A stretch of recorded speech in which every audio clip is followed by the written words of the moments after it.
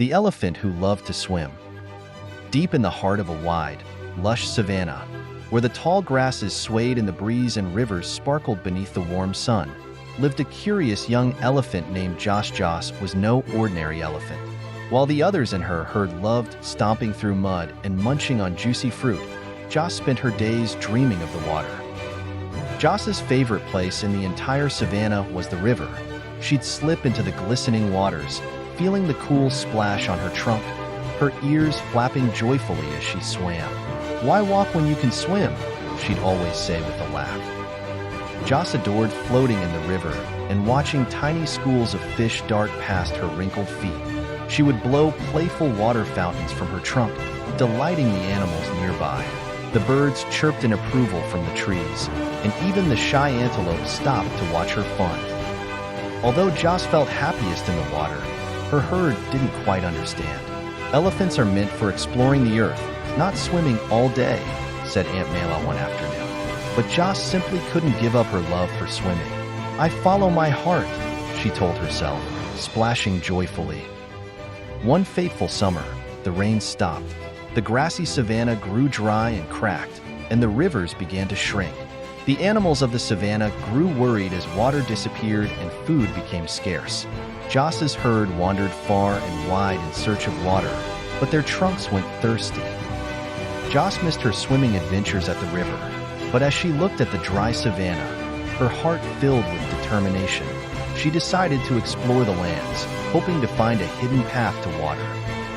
One morning, Joss followed the whispers of an old legend told by the wise giraffe. He mentioned a hidden spring far beyond the hills.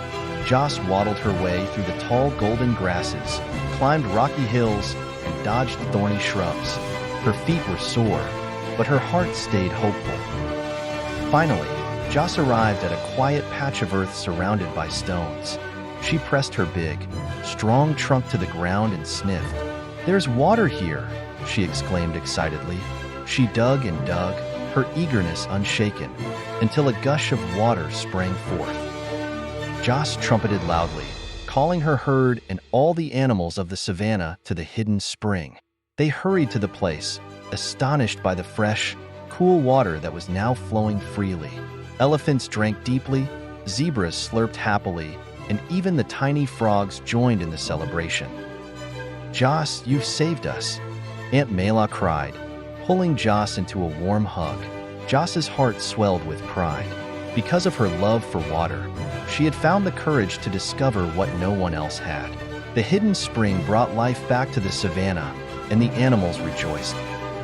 As the rains returned and the drought ended, Joss continued her joyful swims in the revitalized river.